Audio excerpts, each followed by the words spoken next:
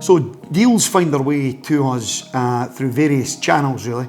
We do our own direct approach to customers. We go old school, knocking on doors. We go identify some companies that we would be interested in, and we go and approach them, and we do some direct approaches. We have agents operating on our behalf, and also agents that know of our acquisition criteria, and they will approach us.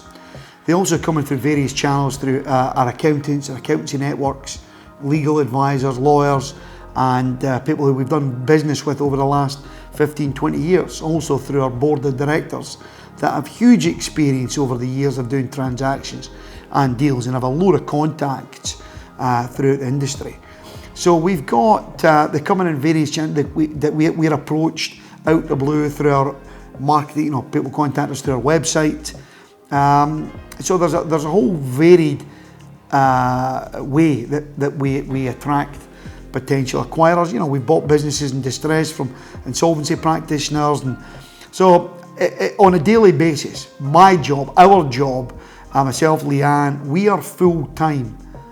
All we do is look at deals and look at and get involved with negotiations on deals. That's all over the country, and that is our full-time position. So we're not playing at this, it's not a part-time thing. We are all over it and committed to it fully on a daily basis. We've been involved in well over 1,000 transactions over the last 15 years, either directly or indirectly, that we've bought or sold on or been part of transactions. We've been involved in many. So I wouldn't say we've seen it all, but we've certainly seen a fair amount. And we're hugely experienced. Our team are hugely experienced in acquiring businesses and properties, real estate, and various other types of assets. So I think as we go through the process, and we're very clear in our criteria. 1 in 10 from inquiry makes it to consideration, and out of 100 we're probably going to do 3 deals in any 100 that makes it to that level. So it's a numbers game. We're well aware of that. Most of the deals we don't do.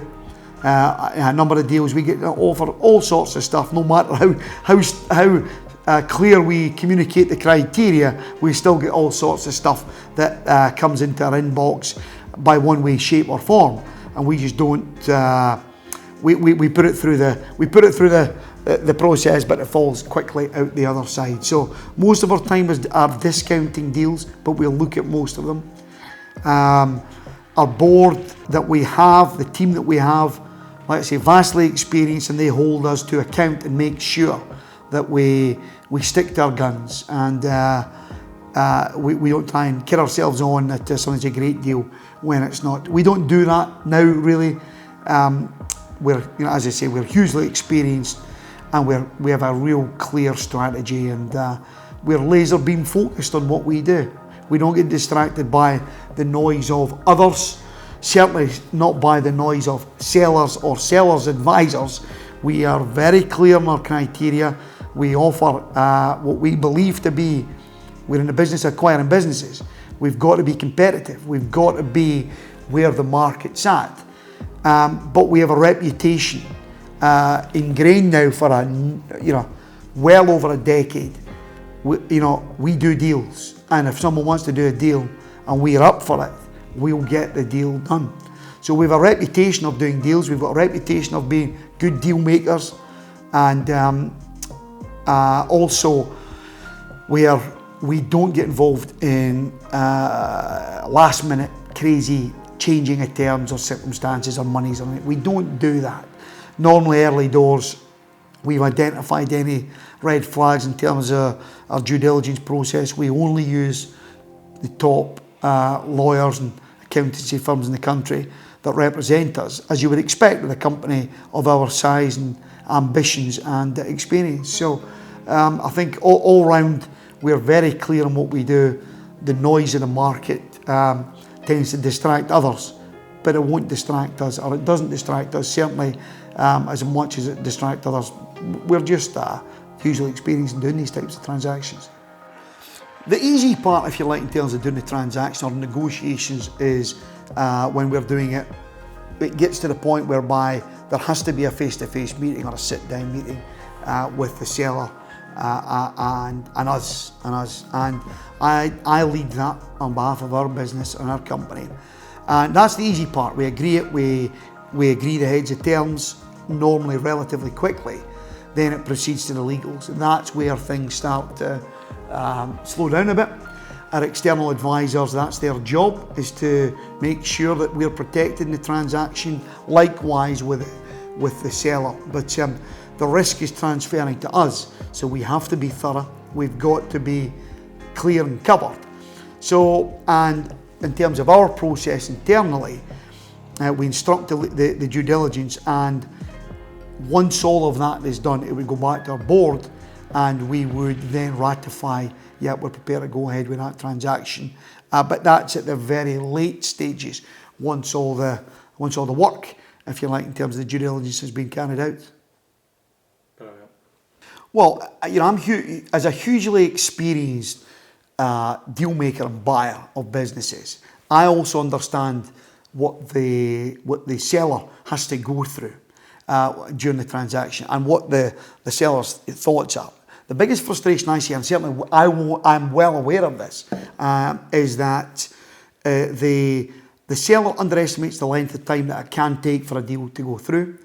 A number of them leave it too late before they start the transaction, or they even think about selling their business. A number of sellers, it's not even in their psyche. You know, it was to start a legacy business potentially for the family that would be passed down through generation.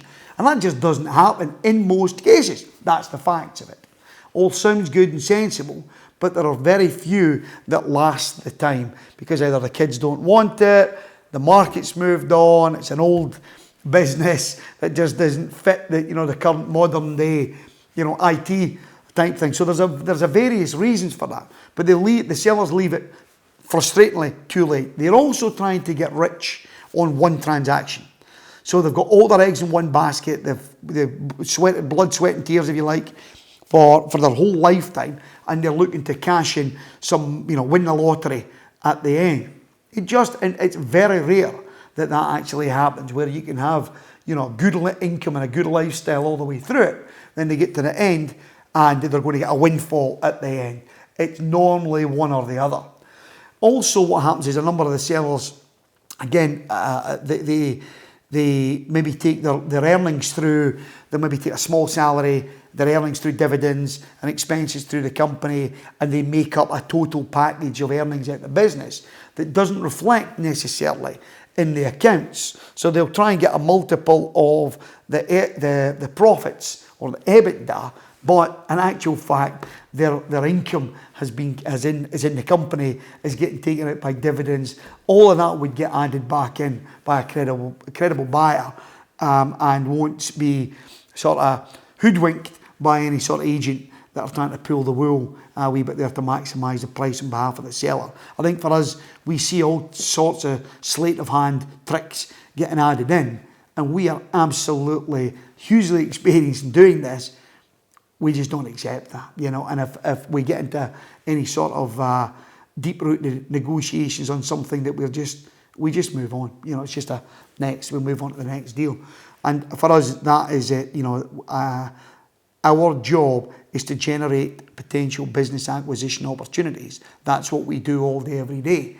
And when you have the volume of deals coming in, you just move on to the next one. We're not going to get hung up on trying to make something work that doesn't work, and then particularly in this market that we find ourselves in at the moment. It's the numbers that we've seen coming in through the doors. We didn't think it could get any higher than what we did pre-COVID, but it's starting to really take off.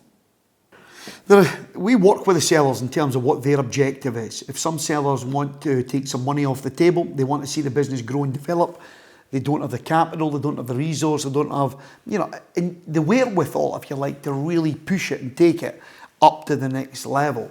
So some sellers want that, some sellers want to retire, but are happy to do a handover period for 6 months, a year, 2 years. Again, we're fine with that, dependent on the type of business and the conditions. So we really will work with the seller. We have no one size fits all. Some, we can let go, within a month, if the business is right and we can integrate it with some of our existing entities. We don't see we're able to work with a seller in that respect. So we're real flexible around all of that. It's always better for us if there's a good second tier management team in place that will allow continuity within that business, or there's a succession plan. The succession planning is another one that most business owners, they don't have it. Because if they've set up a business for a legacy business for the family, and none of the family want it, they're kind of scratching their head, where do they go with that? I think we're a real sensible, credible exit for most of these businesses, rather than passing it down the tree to possibly a management buyer, whereby if there are problems in the business, if it is struggling, if the sector's struggling, and the management team, second tier, maybe just don't have what it takes or to do the full spectrum of running the company, in order to see longevity or to see the business continue to grow, they really should be looking at a United Capital as a serious option if they're looking to sell.